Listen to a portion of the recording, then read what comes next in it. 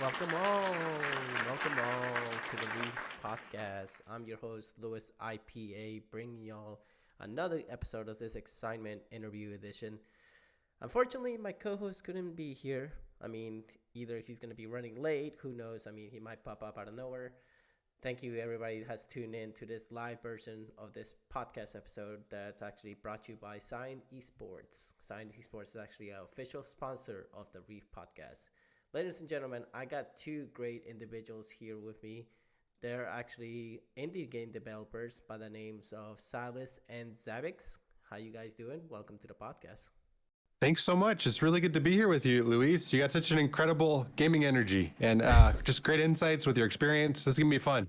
Oh, dude, I'm so glad to see you all here again.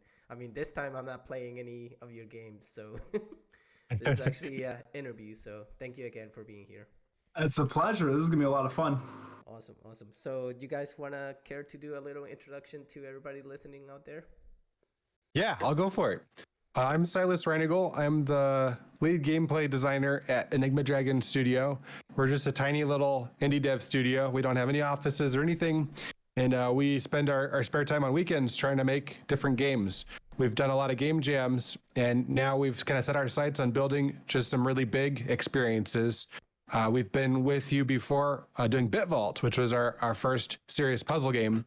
And now we're currently developing Metroplex Zero, which is a cyberpunk role-playing card battler that's very party-based and very strategic. It takes some inspiration from games like Slay the Spire, Hearthstone, and Hand of Gilgamesh. Ooh, wow. Man, one thing that really intrigued me was when I played BitVault, how really it messes up with your mind. Like, it can really fuck your mind up, like, big time. Makes you have a brain aneurysm while you're playing it. Part of the experience. I remember having so many headaches playing that, honestly.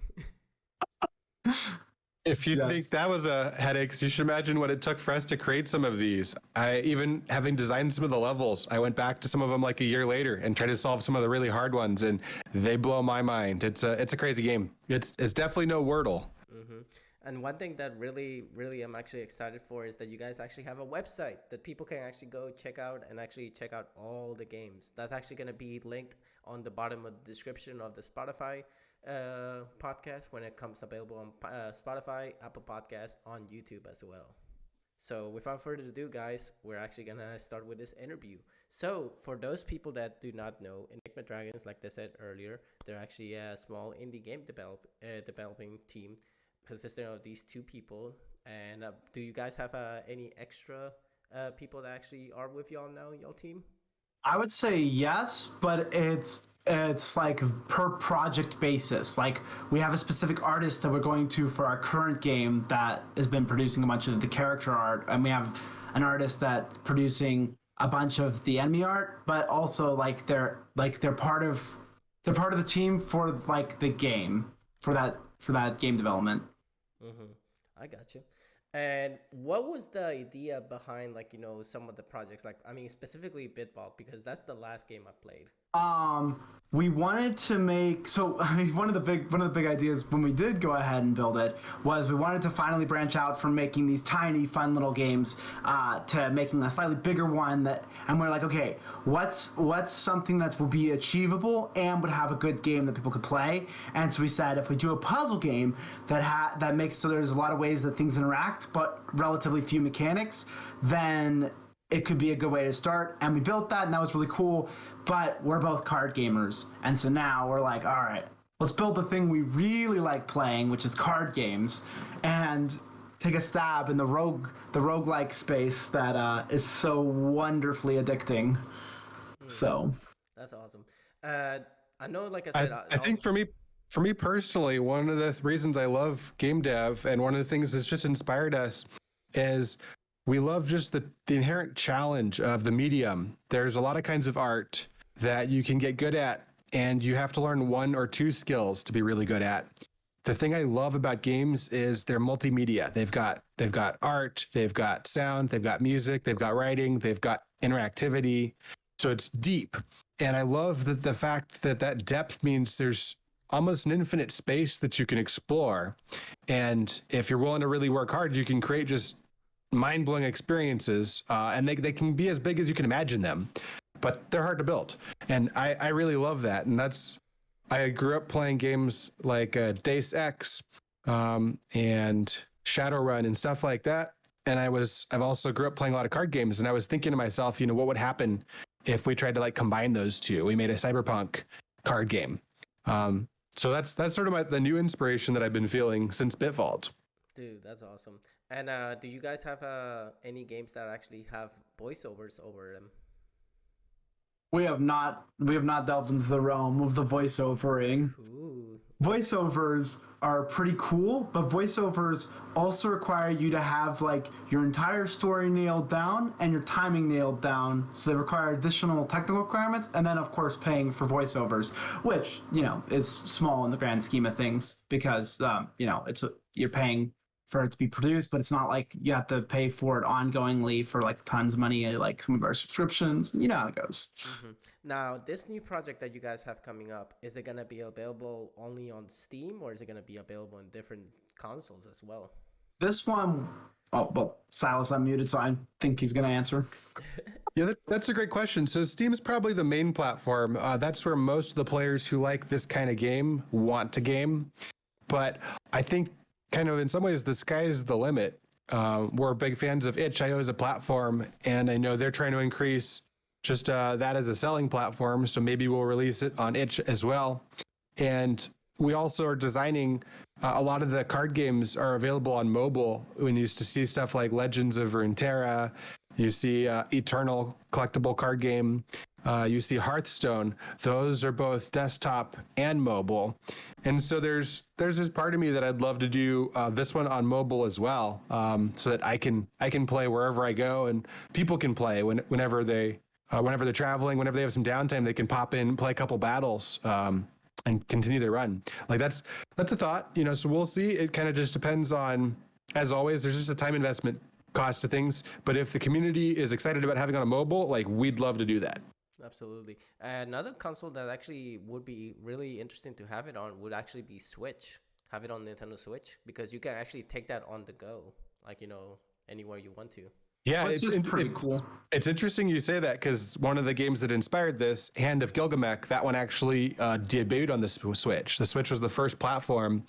And I thought it was interesting to see how they tried to do cards with the D-pad and the buttons instead of having a mouse or a touch. Like, it was a very different style. And we actually experimented a little bit with some of those type of controls. Interesting. That's awesome. Yeah, Switch is actually like a really convenient one because, like I said, you could be like, in a vacation or something, and hey, I want to play this game like on the go, instead of like, having to bring a whole giant console with you. But You mean you don't just carry your PS5 with you everywhere you go? Oh no, my PS5. That's the future. You just wear it on your back. I did saw that apparently they have like this suitcases that you can actually fit it perfectly, so I might consider getting one of those so I can actually carry it on the go. I'm thinking about it. But another question that we have here for you today is, okay, I know everyone's going through like still the pandemic and everything like that. Has that affected like you guys' work ethic, work environment or anything? Other than the fact that I got COVID and that caused downtime for me from working, not really, because we still worked with most everyone involved remotely, and we've always kind of worked remotely with all the people involved. That it didn't change our flow very much, except when I was out of it for 2 weeks. Interesting. Now, I have actually a different kind of answer to that. So I think COVID in some ways just changed our world. As a dystopian writer, one of the things that I found really interesting is seeing how people have responded to COVID, to being on our world. We're seeing kind of wild stuff, unprecedented from our governments. Like right now up in Canada, they've got the Freedom Convoy and some very dystopian stuff happening. Without taking any political stances, as a dystopian writer, I find it really intriguing to see like how can these sorts of things be used in satire? Like, how can we see what's happening in the real world and then amplify that to create a world that's like gripping and visceral, where people feel like they're struggling against other groups and other people. And one thing that's big in Metroplex Zero is we have right now 8 different megacorps. There are all these massive corporations that have a huge impact on their world, kind of like Amazon. Like Amazon is such a game changer. They changed the nature of the way we buy things. And imagine if all the corporations that were around were equally big. So for me, it's been kind of fun as a dystopian writer, because seeing the things that were happening with COVID helps give me inspiration for what kind of video game world would people be excited by and what would get people's emotions involved. And we have a first question of the day by the user named Gabi. He says, what is your favorite game that you make and why? Is that favorite game we make or favorite game we made? Is that actually for the past? I believe it's for the past. You can answer first, but we can both answer this one because I imagine we'll have different opinions. I bet we will. I think from a gameplay standpoint, I like BitVault the best. We had just 5 or 6 simple rules, and the whole game kind of emerged from that. I would say the game was as much like discovered as created. I loved just watching how many hours of like puzzles were created off of just those few rules. So BitVault's my favorite game from a gameplay standpoint.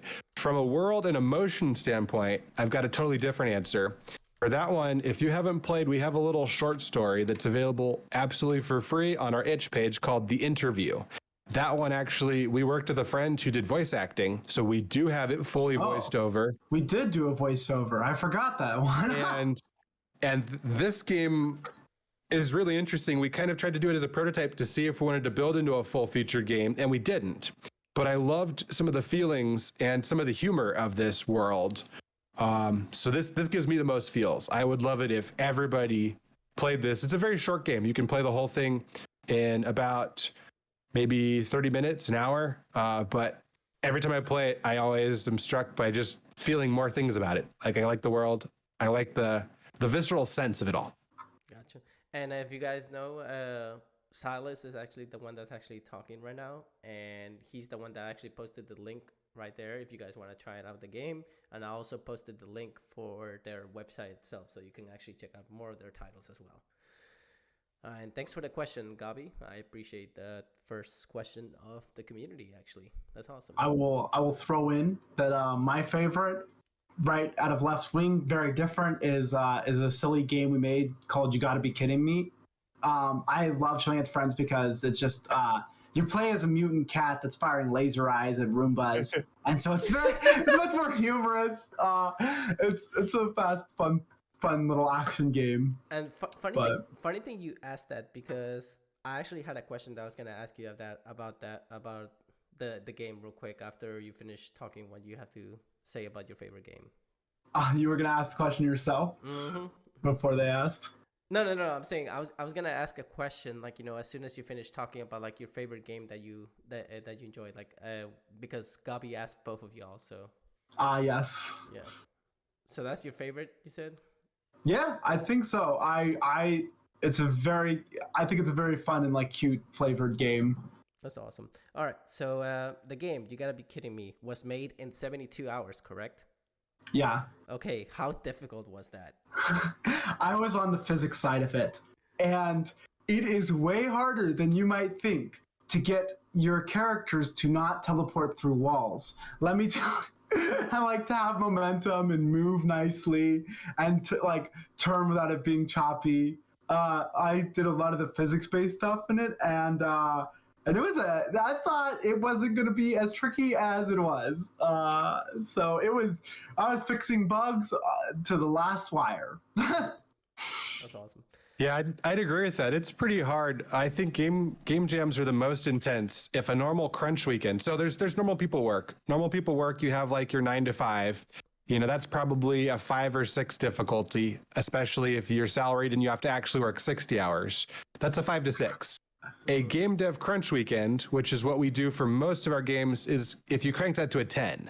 So you get some sleep and a little food and maybe a walk or two, but you're working as hard as you can. When we made You Gotta Be Kitten Me, that cranks it to 12. You have 72 hours. You're working with people from around the world, some of whom you've never worked with before, and you're trying to create this whole experience that's in your mind. And your mind always made a bigger experience than you can actually make, but you're trying your hardest to get every single bit of that imagination into the game, that's a 12. Like, it's an intense ride. You sometimes forget to have a meal, you get very little sleep, but you're having such a good time, like you don't notice. Like time, the nature of time changes where you're building it. And then only afterwards does it like hit you, and then you're just wiped out for a day or two and you realize how hard you worked. So that one, you ask how hard it is. That's a 12 on a scale of 10. 12 out of 10. Gee. So talk about like basically being you guys know about the kitten gif, right? The one that he's typing super fast. Yes. Okay, so that's what you guys were basically doing during the 72 hours. Basically how it is. That's awesome. Okay, speaking of crunch time, how do you handle the whole crunch aspect of game development? Like, how do you get stressed, or like do you find it like, enjoyable to actually like, be on crunch time? I'm going to say that there's positive and negative stress, and it goes into the positive stress pile. I like, how some people like, they enjoy the pressure of when a game is hard, or they enjoy the pressure of like when they need to perform well. I'd say I fall into the boat where I enjoy the pressure of like those game jams where we got to finish it, and when it's on that last day and everything needs to work and come together magically before we click that ship button. So I'd say it's a good stress. I wouldn't do it every day because then I'd die. But it's great times. Mm-hmm. Yeah, I think I agree with that. I think one of the things that makes it the difference between bad crunch and good crunch is it's bad crunch if somebody else is making you crunch. If it wasn't your choice and your boss is like, hey, we need you to work 30 hours today. That's rough. Like that's the part where it gets really hard, and it's going to negatively affect your life if you do that for a long time. That's how people get burnout in the industry. But I think it's a little different since we're in the indie dev space and we're also first artists. We're not corporations trying to make a profit, first of all. And so this sort of changes the nature of it. We can go a little bit more at our own pace. Like we do crunch hard, but it's something that we want and we're making ourselves crunch. Nobody else is making us crunch. And it's because this thing that we see in our minds is so exciting. It so needs to be in the world that like we can't not crunch. And I think that changes it. So like, yes, it's hard, but in the good, positive sort of way. And that's different than when you're helping make somebody else's dream and make somebody else money. That's awesome. That's good to hear. I mean, every time you hear something like that from game developers, ladies and gentlemen, it's just like basically music to our ears, because developers that basically like listen to the community are the ones that always stick for a long time. So the reason why I mentioned the crunch thing too is because I don't know if you noticed, but our beautiful scenery here, we're actually staring at the moon while there's like ocean waves going around us and everything. So I figured like, something like this would suit you all to relax and not think about anything else. Yeah, it's perfect. We just came off a crunch weekend. We just shipped a new version on Steam. So this nice calming waves is exactly what we need right now. It hits the spot.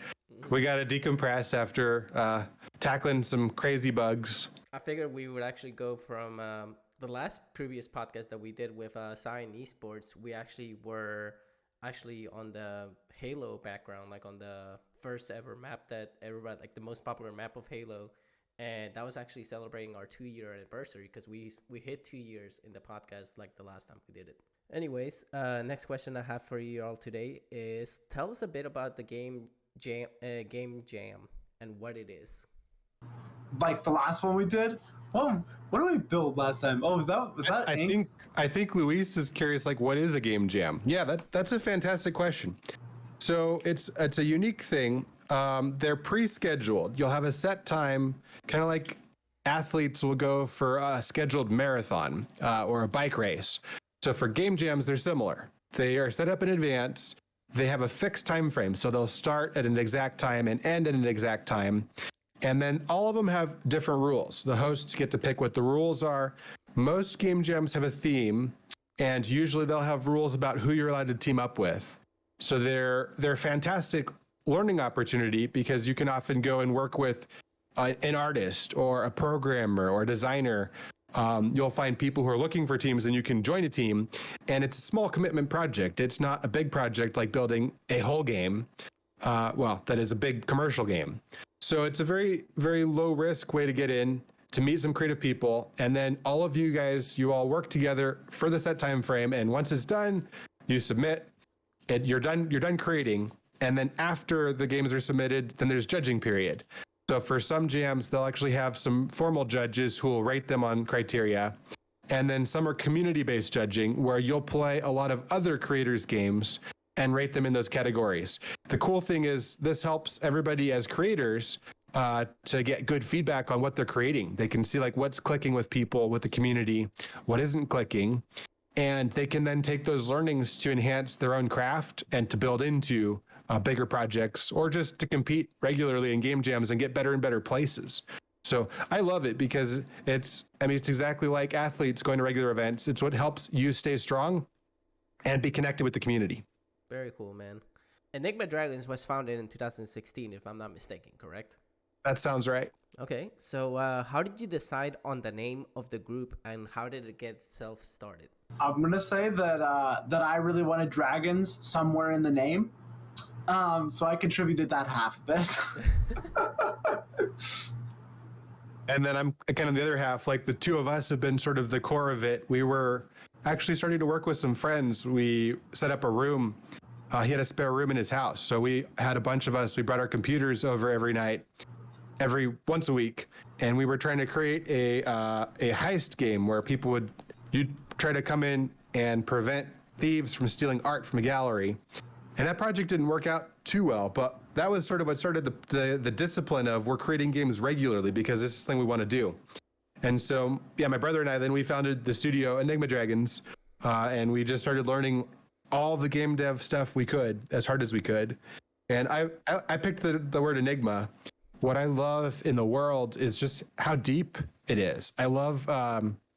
I think there's something in all of our souls where we want to uncover the depths of something. We like mysteries, we like puzzles, we like in the movie when bad things are happening and you don't know how the hero's gonna win.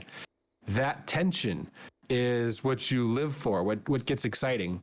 And to me, like that's what I see in our world, is there's that tension, but not all of us are like finding it or finding it in the right places. And that's kind of what that Enigma concept represents to me, is I'm looking for the mysteries of the world and chasing them every day. Now, I think that's the thing that God put in our hearts. Now, let me ask this though. That logo that you have of the dragon, do you guys have that on stickers or anything like that of any sort? I don't think we have it on physical things. We mostly have it on digital things, but I guess a lot of times since we're in the video game business and not like the physical game business, we haven't like had it come up where we're like, yes, we need to hand someone something. That being said, I wouldn't mind if I had poker chips with that logo on them. Then Absolutely. That'd be absolutely sick. We should get those online. Those and I'm a big stickers fan. Same thing with my co-host LSAT. Me and him are obsessed with anything like that's actually stickers related. So we should get some stickers. That'd be sick. If we sent you a sticker, what would you put it on? I would honestly probably put it on, probably like whenever I get my stream set up all lined up and everything, I'll probably put it on my desk somewhere. Nice. Yeah, I'll definitely put it on my desk somewhere. Well, if we produce stickers, we'll send you one. We got you. That's awesome. Because one thing I do plan on doing eventually is I do want to have the podcast actually have its own channel on Sirius XM satellite radio. So that's actually one of the big projects that I'm actually working on right now, to try and get it on actual live satellite radio. That'd be cool. Yeah. So that way everybody can listen like all over. That's fantastic. Yeah. Nice radio. Getting on Sirius would be fantastic. Absolutely. I mean, we already have it, of course, like, thanks to our editor. His name is Shade, but he goes by Wiseman Shade. He was here a little while ago. He basically, is helping us put it on YouTube, Spotify, and Apple Podcasts. So, Shade, if you're listening to this, you are the one that, deserves the most credit, because you basically go out there and edit our podcast. So, thank you again for being our editor. Shout out, Shade. Yep. There you go. All right. So, your new game, Metroplex Zero, is a card-based game. Care to tell us about it and more mechanics of the game? Yeah, absolutely. I'd love to. So it's it's party based. How many card games have you guys played? Are you familiar with Slay the Spire or Magic the Gathering or? I'm familiar with Magic the Gathering. Okay. So one thing, this sort of takes stuff from that space. We wanted to have the idea of physical cards that you could imagine like actually shuffling up and playing. And I've been a big fan of role-playing games and the way your party composition, what classes you have, change the way you fight battles. And sort of the fun of like trying to figure out different enemies that you're facing in battles. So I wanted to throw like those three ideas together. And this is sort of the accumulation of that. It's set in a futuristic world. So we've got, not only do we have magic, but we've got fancy technology. We've got all kinds of defensive technology. We've got all kinds of crazy weapons that blind people, and you can dodge lasers and crazy stuff. So we're like, what if we turn this into a card game that's class-based? So we have all these different heroes. Each hero, they've got a class that's a combination of sort of two sets of things they can do. And you build your deck. Each hero gets a deck of 12 cards that can be built from any card they can play. So you bring those in, you have up to 3 heroes. Our current adventure we're working on is a 2-hero adventure, but we've played with 1, 2, and 3 heroes in all kinds of prototypes. And those heroes, when you bring somebody who's like an assassin, who's pretty good at stealthing, then maybe you're bringing somebody else who can kind of keep them alive and power them up. Somebody who can protect them. That composition would play totally differently than maybe you have a fire mage who's busy burning lots of enemies to crisp. That would create like totally different play styles if you have a mage and a tank compared to like a support and a assassin. So the class compositions combined with the deck building is what allows you to figure out like what tools do you as a player want to play, and how can you use those tools and those cards to beat those enemies. So you shuffle up those 12 card decks for the heroes all into one deck, and that's what you're playing with. Wow. I might actually have to pick it up eventually. I mean, I'm actually about to get a gaming PC really soon. Yes. Oh, nice. So once I get it, I mean, I'll definitely be trying out a lot of indie games. Trust me. There's a long list that I have to go to, especially BitVault. I do want to beat that eventually. Best of luck. That's like the big challenge for me. It's a very hard game. Yes. Absolutely. You deserve more than one sticker if you beat that one. It's tough. It's a real accomplishment. Not a lot of players have beat BitVault. Absolutely. All right. So, quick question. What got you interested in game development? Like, what made you want to actually do it? I'm pretty sure that being a creative type and then going and playing video games makes you then want to go and build them, to be honest. Like, experiencing them being like, wait, but what if this was changed about it? What if that was changed about it? I could build this kind of game. This kind of game doesn't exist in the universe. I don't know. Once you imagine what could be there, you want to make it. Mm-hmm. That's awesome. Yeah, for me, I kind of think I sort of just discovered it. Like I've always been interested in that interactivity. When I was a kid, like I used to make up games without even like knowing that was what I was doing. And I think for me, becoming a game dev is just putting intentionality to that. I'm like, this isn't just a hobby. This is now something I'm actually going to do. And I'm going to create these for all kinds of players. I want to reach as many players as possible and get people really excited. And so that's sort of, I just discovered that was who I was. And now I'm just trying to find the very best way to express that in the world by making games they're deep and make you think, but also give you some room for player expression. How did you go about learning how to code? I would say that like I said, like it was mentioned previously, when we first started with 5 people, we were already programmers, but when we were coding, it didn't work out at all because we didn't know how the fuck you're supposed to code video games well. What we did, game jams forced us to get quicker and learn how to use it. And the other thing we did is we went to a game engine that was less powerful. We left Unity basically and went over and coded in Mono Game, which makes you have to do a lot of the stuff more manually.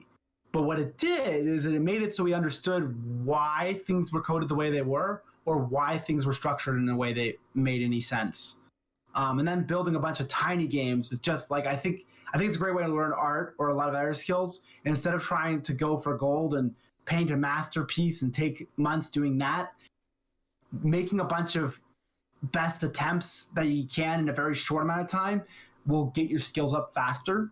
And I think game jams were perfect for that. But we also did, even before game jams, we did what we called nightly game building, where we would build a game in one night and whatever the heck we could build in that night. Those games weren't good enough to even put on our site. The beginnings, but they were very helpful to get skills. Yeah, I think for me, it's sort of a similar journey. I already knew how to program from the business world. And I thought that those skills would translate well into game development. I'm like, hey, if I can program a website, I can program a video game. And I could not have been more wrong. I could not have been more wrong. Like, all of my instincts were wrong. The design patterns I was using were counterproductive. I thought in my brain that, you can have this design already pre-solved and then you just have to implement it. But games are a totally different kind of beast, because given that they're interactive, you don't actually know how good your game rules are or how well it works until you play it. And that's the opposite of business software. In business software, you already know what you want the customer to buy or how they're going to, click on your app or log into your website before you create it. It's super simple. And with games, you have to finesse it. You have to change it. You have to tweak it. And so the most important thing with games then is two factors. Number one, you want it to be flexible enough that you can really easily change the rules and play with it as quickly as possible. Because when you play your first or second version, you'll see there's something there, but what you're playing is not right. Like, it's very wrong. And you need players and yourself to tell you like what it needs to become. And that's totally different than the business world where these are the requirements, we coded that, we're done. And the second factor is games, because they need to handle 60 frames per second and be silky smooth and look and sound fantastic. Performance really matters. For a lot of business software, it doesn't matter if it takes 1 or 2 seconds to run some code. In the game world, you have a 60th of a second to process everything you need to process and have rendered all the stuff people need to see. And so this also means you have to be very good about knowing performance patterns. You have to know what kinds of art are going to be high performance and what kinds won't. What kinds of code will be high performance and what sort won't. So I also had to throw away a lot of what I thought I knew about design, because when you're designing without performance in mind, you could do different things. And when you're designing with performance in mind, you have to be very disciplined. So I have come to greatly respect game developers who are like professional game developers, because I realize how much more they're juggling in their minds. And I thought it was going to be easy when I jumped in, and I was so wrong. Well, they always say that the ladder of success takes you have to take big steps in order to reach it. And when you reach it, you wanna keep climbing. Yeah, they do. I'm actually reminded of a story. I don't remember which painter this was, but I remember a painter was commissioned by a king to do a painting. And what he did is, for months and months, he just painted the same painting on his canvas every day, and then he'd throw that one away. And the next day he'd paint the exact same thing and throw that away. And 2 years later, the king finally came and said, "Hey, where's my painting?" And he'd been painting a lot of other projects, and he did not have the king's painting on hand. But he goes and sets up an easel, puts up a canvas, grabs his paint, and asks the king, "Remind me what I'm painting for you again?" And the king told him. He paints it right there in about 15 minutes and hands him the most gorgeous piece the king had ever seen.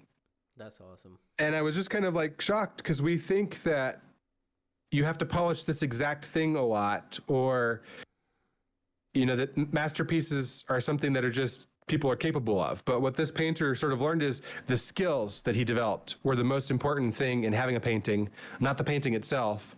And the way you get there is just by repetition. Mm-hmm. I mean, you just gotta keep practicing. Eventually, you'll get it. I mean, it's almost like an instrument. You gotta practice an instrument in order to be perfect at it. What games that you haven't made are your favorites? I'm pretty sure I have answered this question, and my answer hasn't changed. But Everspace is a terrific roguelike. Can recommend. This most recent year, I've loved the game Inscription that came out. That's another roguelike card game that has quite a great story, to be honest, and some fun mechanics. I love that game. What about you, Silas? For me, a couple of my all-time favorites. One of them's Deus Ex. That's what introduced me to cyberpunk and kind of the world of augmented humans, as well as deep conspiracies. So, like, I love the Deus Ex series. I'm also a really big fan of the 3D Mario games. To me, those are kind of a masterclass in really good design. They present you with varied challenges in an interesting world. They help you to learn the skills you need as a gamer without realizing you're learning.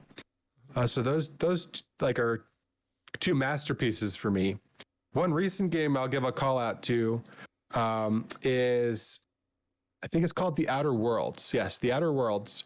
One thing I love about that is it's a single player role-playing game. It's played like a first-person shooter, but it's more of a role-playing game.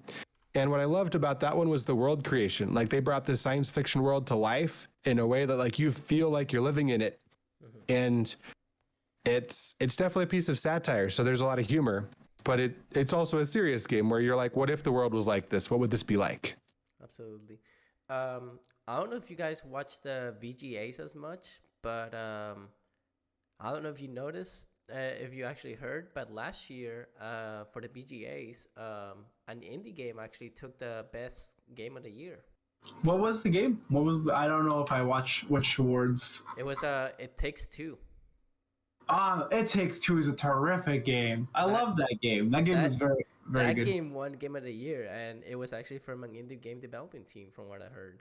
So I was like, dude, that's really amazing. Like, that some companies, like, are getting, like, recognized like that now. It's mind-blowing because, I mean, you have, like, the small companies and then you have the AAA companies.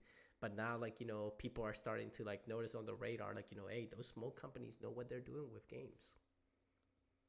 It takes good ideas and good execution, not just massive amounts of money to produce something.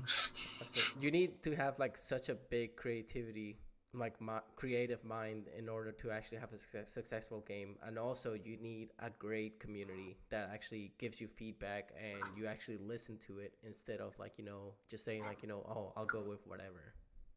I don't think anyone who says I'll go with whatever is going to end up very far in the indie game dev scene. I think one key difference between the two worlds is the AAA world, they're trying to play things safe. They have tons of money and a big marketing engine, but almost nobody wants to, like, try something really wild or out there because that doesn't feel safe. Somebody is going to say that's a stupid idea.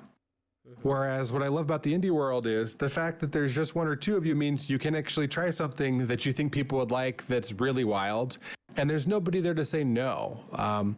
If the community likes it, then you build it and it's a success. And if the community doesn't like it, like, you go back and build something else. So it's more customer centric and not based on bureaucrats deciding, I think this is how we should spend our money. And so that kind of being big means you can create some huge things, and there's some fantastic AAA games, but it also means you're creatively handcuffed. And indies don't have that problem, which is why I think the ones who are willing to really venture out and try stuff, they can absolutely compete with the big boys. That's definitely right. Another question I had for you today was, how long did it took to make BitVault? I want to know. I know I never asked that the last time we were talking, but I want to know, how long did it took to make that? So the core development took about a month, and then it took about 3 or 4 months to finish productionalizing and marketing, and another 2 months to productionalize and release on mobile. So altogether, about 6-7 months total. But the key development, we crunched super hard for the first month. That was actually our goal. Is in November. That November, I was like, hey, let's build and release a small game this month.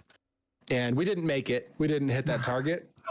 But I tried my dangdest to make it happen. And I was after work, I'd take my laptop over to Starbucks and I'd just be creating more BitVault puzzles and playing them and creating them and playing them. So it was exciting. Like, I knew just having a short committed deadline meant we'd have to get something delivered. And then after that, it was polish and playtest and feedback. And then, unlike normal weekends, I also was just like, oh yeah, working the nights, each of the nights, working all the weekends. we're gonna finish this. And it's actually out on iOS and Android? Yes. Okay. Now you really got me intrigued. Because I'm more than likely going to go search for it on the App Store, actually, after this podcast. Cool. And I'm going to practice. And then once I actually figure out everything, then I'll be like, now I got it. And then I'll make sure to tag you. We'll send you your sticker upon completion. One of my favorite moments with the community was we actually did a full game race. There weren't very many people who were capable of doing that, but we all jumped on at the same time and did a race to see who can 1-star all the puzzles the fastest. So Noah was there, myself was there, and a couple other from the community, and it was just a really good time. Like, it was a super fun kind of celebration of what we made. That's always awesome. Absolutely. All right. So now we're actually getting to the fun part of the podcast where we actually ask you silly and goofy questions. So I hope you guys are ready for these. Popcorn in hand. Oh. Let's go. All right. I'm going to ask the question, and then basically, you both can say your answers because you both going to have different answers. So whatever you answer, it's okay. It's just funny to relax you, after a few serious questions. Again, before I actually continue with these questions, I want to thank again our amazing sponsor, Scion Esports, for sponsoring this podcast. I also want to thank again Shade for being awesome and watching over the channel. I know he's watching, and thank you again for doing everything you do. All right. So without further ado, and also, wait, how could I forget? The community that actually came over here. We actually have a couple people that came in by and said hello. And it's been a while since I've been on Twitch. First question I have is, do you guys wear hats when you're inside your house? Absolutely not. I never wear hats. I have very colorful hair, just like my PFP might suggest or whatever. And that's what I like to look at, not my hat. The answer is sometimes. Only if I'm doing a mood bit or I'm on video calls on Zoom and I want a specific look, then I will absolutely slap on a hat or even sunglasses. I will get crazy if it's for the right look or putting me in the right mood. Oh, okay. Do you wear slippers, socks, or barefoot when you're inside your house? It's either barefoot. Yeah, it's barefoot most of the time. Yeah. Mostly shoes. Shoes inside, eh? Yeah, mostly. That way I can pop out. I love in my mind, every 20 minutes, I want to go out and get some sunshine. It doesn't actually happen because I get focused and then I forget and it's been 2 hours, but then I go out for some sunshine. But I love just being able to pop out. And I think nature does something good for the soul. Just looking at the sky, looking at trees, feeling sun on your skin. I think people need that. And I can't imagine almost anything worse than like living underground or forever inside. Like that sounds like a physically painful existence. So I wear shoes that way I can pop out, and I usually wear pants that I can go out and go hiking in anytime I like. Well, for me, I live in the ocean, so my buddy here, my co-host here, he lives in land while I live in the sea. So I decided, you know what? Last time we were on land, so this time we're on my turf. Yeah. But anyways, okay, next question I have here is, do you approve of pineapples on pizza? It's a requirement. If there isn't pineapples on pizza, I don't know if I can eat that, to be honest.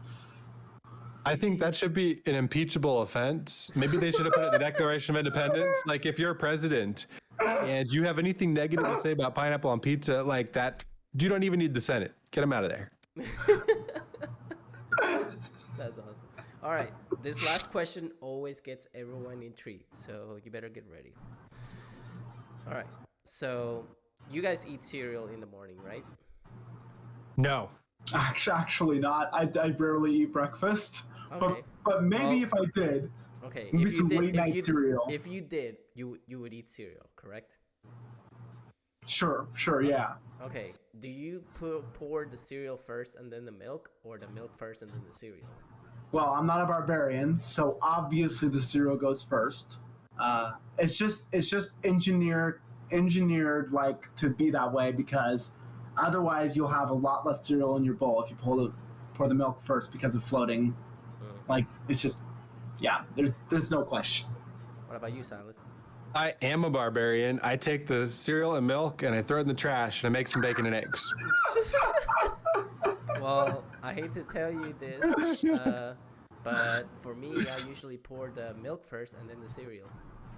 I'm going to assume that the only reason that might be acceptable is because you really are just using the cereal as an excuse to drink milk. The milk is the most nutritious part. So, admittedly, that's true. That's true. Okay. In fact, if I had to have just milk and cereal, like I'm in a concentration camp and it's just milk and cereal, I will pour the cereal in the trash, drink the milk, and then go do a workout. Maybe I'll throw the cereal in the guard's face. I can use it as part of an escape plan. All right. If animals could speak, which animal would be the rudest?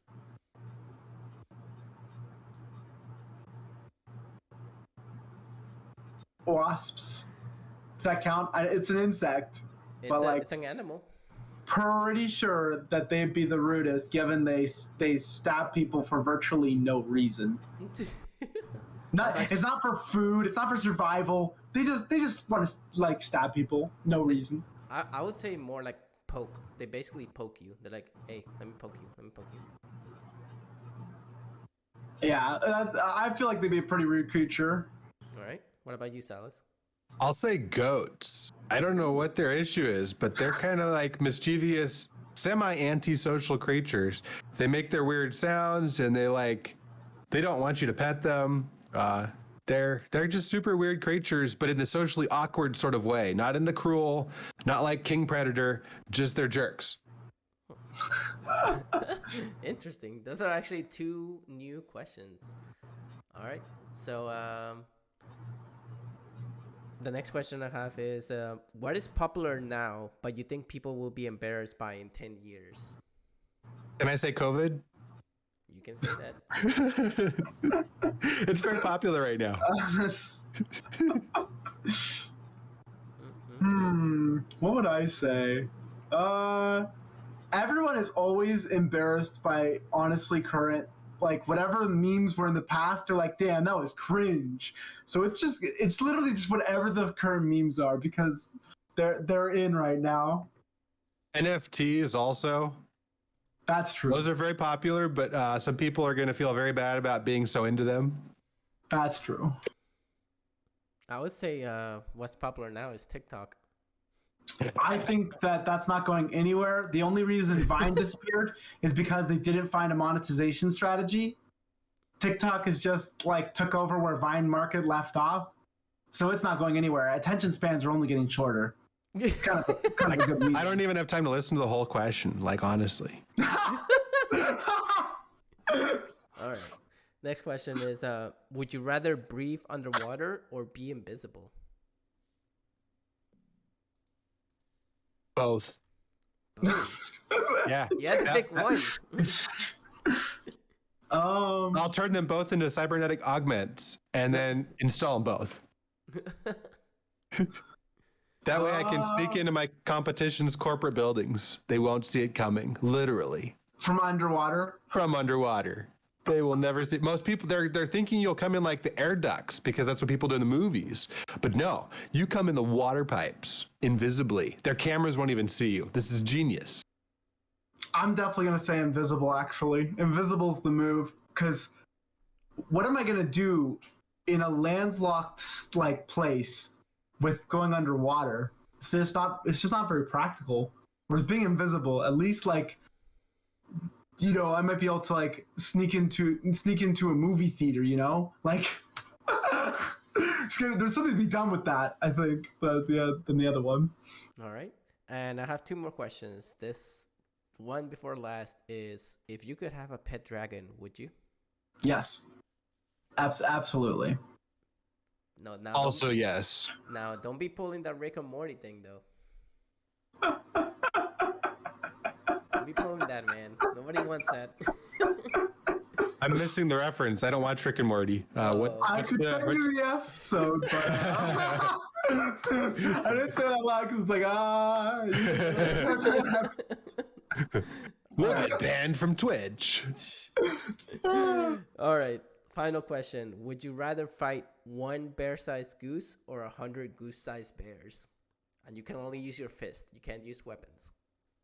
I mean, one's gonna always be easier because I got the intellectual advantage.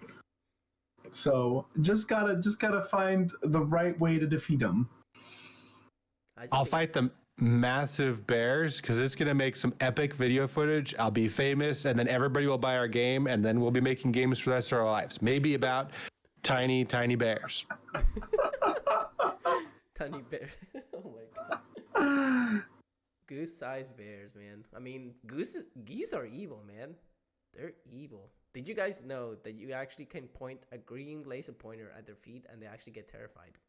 Oh, that's interesting. Yeah. I'll have to buy one of those immediately. For some reason, this gives me an idea for a game jam. I want to do a game jam game where gummy bears are the main characters. Oh. That sounds like a cute idea. I'm super in. It would, yeah. No, if you make a game What if it was a RTS? If you make a game based on goose-sized bears, me and my co-host would actually buy it 100%. All right, got it. Noted as our first backers. We would actually look at it and be like, wow, this actually came true. But anyways, that's all the questions we have here for tonight, ladies and gentlemen. This has been a fantastic podcast. I enjoy talking to these guys every time I have a chance. These guys are simply amazing. If you guys have any questions for them or you want to check out their games, you can go to this website or the website that Silas is about to post for y'all. So that way you can try out other games as well. Once again, thank you everybody that came in. Just enjoy the podcast. And if you missed it on Twitch, you can always catch it on YouTube sometime tomorrow, and it'll be available on Spotify and Apple Podcasts as well.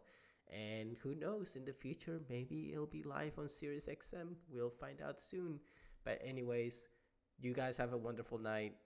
And Enigma Dragons, once again, thank you again for being here. You guys are awesome. Thank you, Luis. Pleasure. It's always a blast. Absolutely. And don't forget, guys, we actually going to have a part 3 with them in the near future as well, because we always do love doing 3-part interviews with our amazing guests. And also, I don't know if I told you guys from Enigma, but we're actually going to be interviewing very, very soon one of the voiceovers from Call of Duty Black Ops. He actually voiced Frank Woods from Black Ops. Ooh. And we're actually going to be interviewing him, and I'm telling you right now, that guy is a character. He holds no bars. He basically goes all in. That sounds very amusing to watch. Absolutely. All right, so everybody have a good night. Be safe, be nice to each other, and we'll see y'all on the next podcast. Bye.